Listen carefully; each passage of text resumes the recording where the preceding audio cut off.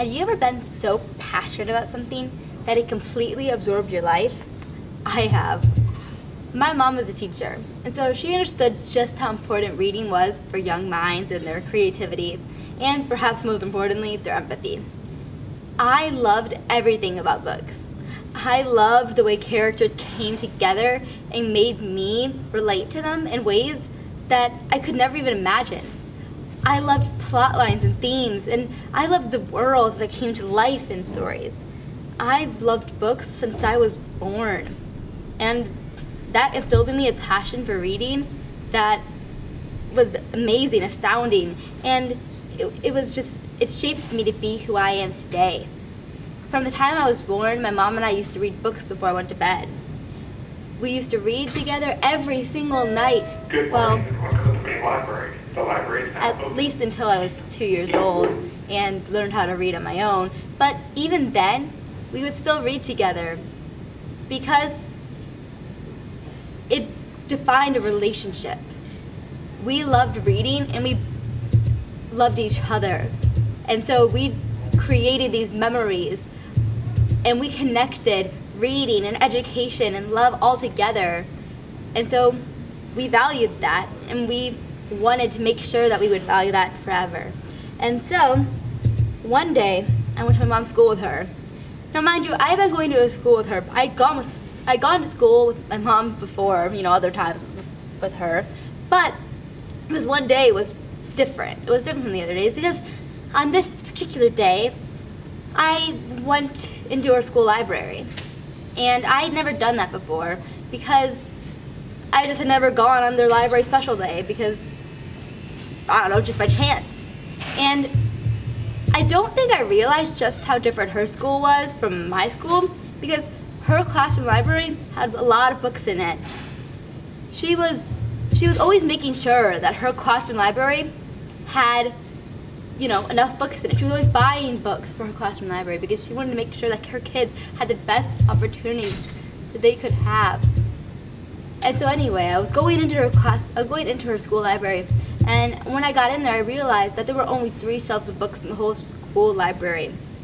This was a school library for kindergarten through 6th graders, and it only had 3 shelves of books.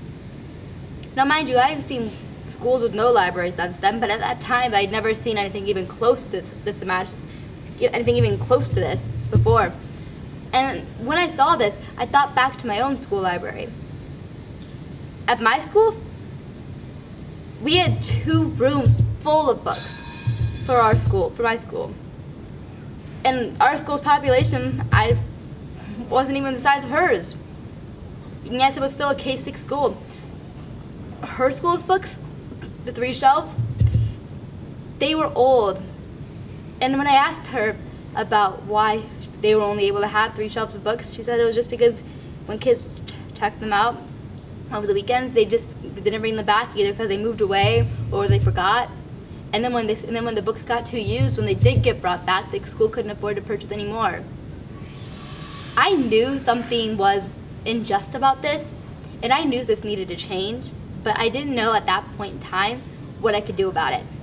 I was in 5th grade at the time, but I already had a sense of justice and injustice because of reading stories about these things in the past.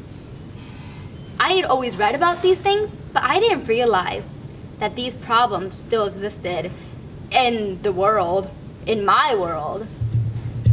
The stories that I read, the newspaper articles, they always existed in other worlds, other countries. I didn't know they were going on in my own community.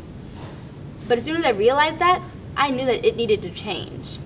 And so, it was a few weeks later when I was on Mackinac Island visiting my grandparents, when I was reading a book at bedtime, hence the name of Books for Bedtime, and I decided that I was reading, and my mom called me downstairs to go to bed, and I was in the middle of the book, right? I was at that point, and I was like, this is getting really good. I knew the climax was coming up, and I was like, I am not going to bed until I get to the climax of this book. And so I went downstairs to go, beg for more time to read, be like, okay, Mater, the climax is coming up, I cannot go to sleep. And so on the way down the stairs, when I had my book in my hand and I was walking down the stairs, and it finally dawned on me. It finally dawned on me what I could do to solve the issue that had been on my mind for the last few weeks. I finally realized how I could help the kids who didn't have the access to books that I was so fortunate to have. I realized how I could change the world around me. And that was how Books for Bedtime started. Since then, I've given away 77,000 books to kids in need.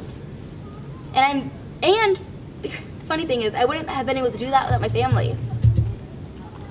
My family, by normal standards, was crazy to say yes to my idea, right? Because in today's world, you don't usually say yes to people, to kids, when they say they're going to change the world. Because when I ran down the stairs that day, I said, I am going to change the world. And you know what my family said? They said, okay, how can we help you? Do adults usually say that? Not really. Should they? Absolutely. Because it should not be crazy to tell kids that they can change the world. It should not be crazy to follow a kid's vision. And so almost immediately I started collecting books because I knew that I needed to change the world. I knew that I needed to make it more, I knew that I needed to make it easier for them to have the same opportunities that I did. Because these were injustices that I saw, and it was not fair for my mom's students to not have the same library that I had. And so, in the beginning, when I first started Books for Bedtime, I thought the biggest struggle was going to be getting books in. My goal for the first year was to collect 100 books. Now looking back, I think I was quite foolish because in the first year, I collected over 500 books. But collecting books wasn't the problem. The problem was finding places to get books to. And that goes back to my age. And besides Books for Bedtime, we were a small, young nonprofit. We hadn't made a name for ourselves, so people didn't know whether they could trust us or not. Sure, we were giving away free books, but how did they know that we were really, a nonprofit? Yes, we had a nonprofit license, and yes, we had a 501c3 and all that important legal documentation that we needed, but how did they know they could trust us? Luckily, I worked so hard to get into these schools. Seriously, so hard. I emailed all these organizations, and I talked to all these people, and I worked so hard to get into certain districts and to get into certain homeless shelters and food pantries, and I emailed all these people because I knew that these were problems that needed to be solved. And I knew that it was my job as a change maker to, once I realized the problem and once I realized the solution that I had, to make sure that solution could actually become a reality. And so I eventually got into these schools as word of mouth spread and as people realized what I was doing was great. And so people saw my passion. People saw my desire for change, and they realized that what I was doing was true, and people wanted to help. People wanted to take part in this, both either as a volunteer or as a recipient of Books for Bedtime's books. But we also have the Changemaker Toolkit, because I realized that one book isn't necessarily going to change a kid's life. Some kids it might, but it was the stories of what I was doing with Books for Bedtime that was changing lives.